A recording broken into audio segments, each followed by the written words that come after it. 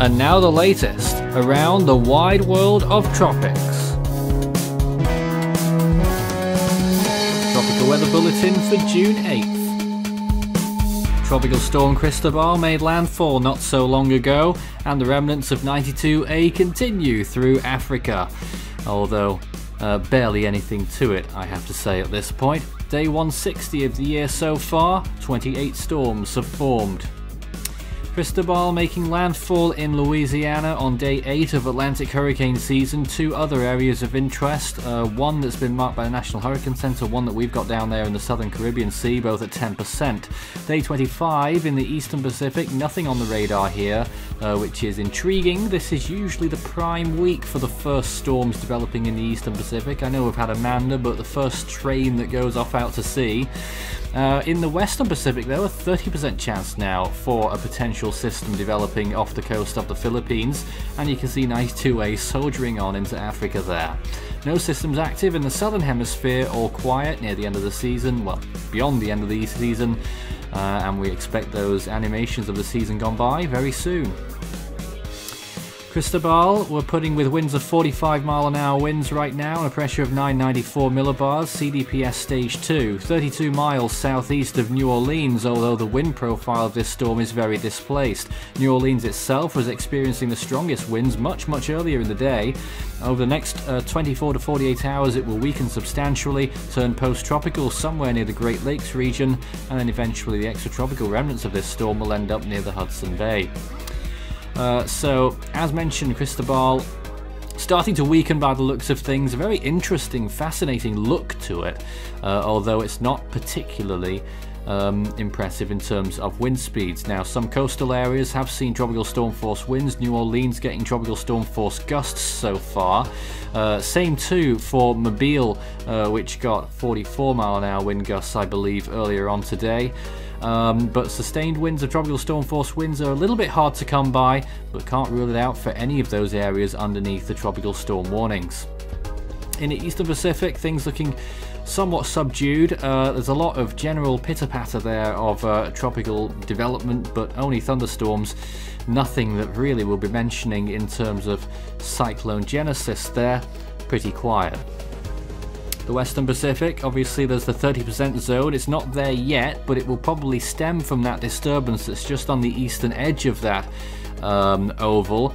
It's currently just north of Yap and Palau, and that will continue towards the west, and some energy will come from that to potentially breed a tropical cyclone, merging with maybe some other energy there off the western coast of the Philippines, with more thunderstorms occurring there right now. South Pacific looking very quiet, that little area of disturbed weather which has been creeping along, affecting Vanuatu, not amounting to very much at all. The Indian Ocean, the remnants of 92A, still traceable as it enters Sudan. Would you believe it or not? But there it is, moving on through. Believe it or not, one or two models hinting that a little bit, tiny percentage of its energy could contribute to a tropical wave in the Atlantic next week, but we'll wait and see on that one. Eastern Pacific, very warm still, 29 to 30 degrees Celsius. You can see how the Gulf of Mexico is cooled quite a bit under the clouds of Cristobal, down to around 26, 27, really struggling at the moment. The Indian Ocean, very warm. You can still see a little bit of a cool trail behind Nisaga last week, but most of the Indian Ocean at 30 degrees plus. Same too around the Philippine region, 30 to 32 degrees Celsius off the western coast of the Philippines, and out east a little bit cooler but still very warm. That 30-degree isotherm continues to expand further north. Sea surface temperature anomalies pretty much the same as what we've been seeing, although the Gulf of Mexico notably now below average mostly, thanks to Cristobal, and there it is. You can see now it made landfall not so long ago, approximately 2 hours before this update came out, 2 or 3 hours ago. You can see now it's progressed further north. It's now over the easternmost part of Louisiana, 32 miles, as I said, southeast of New Orleans itself. But that's the center of this storm is not really what we're looking at. What we're looking at is the eastern side, which is delivering a lot of the wind and the rain associated with this storm.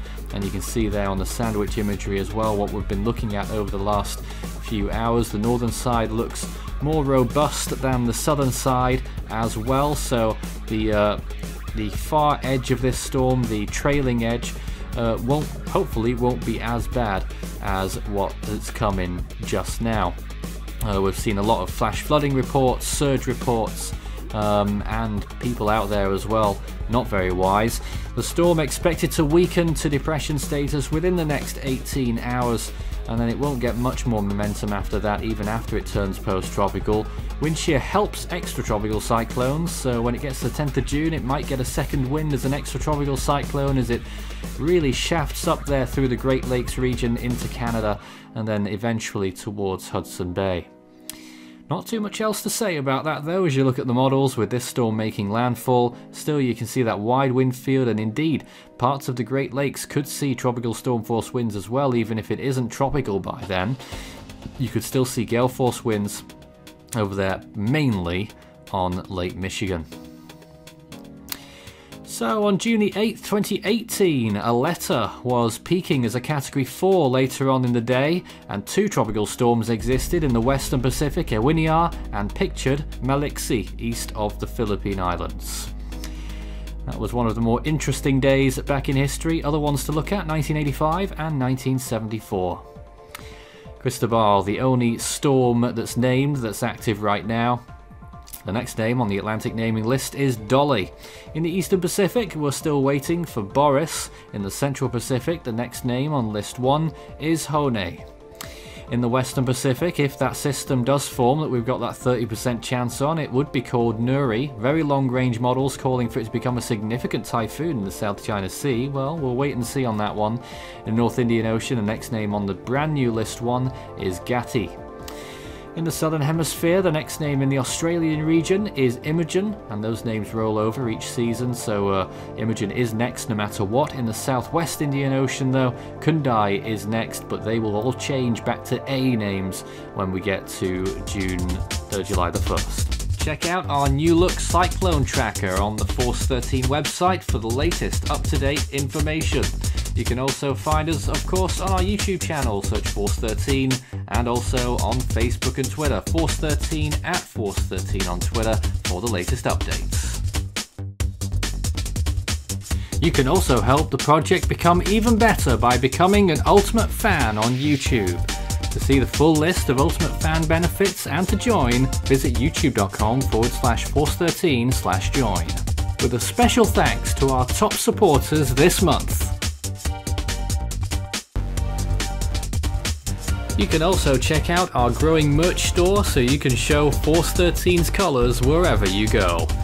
You can also find a link to our Discord server underneath this video in the description.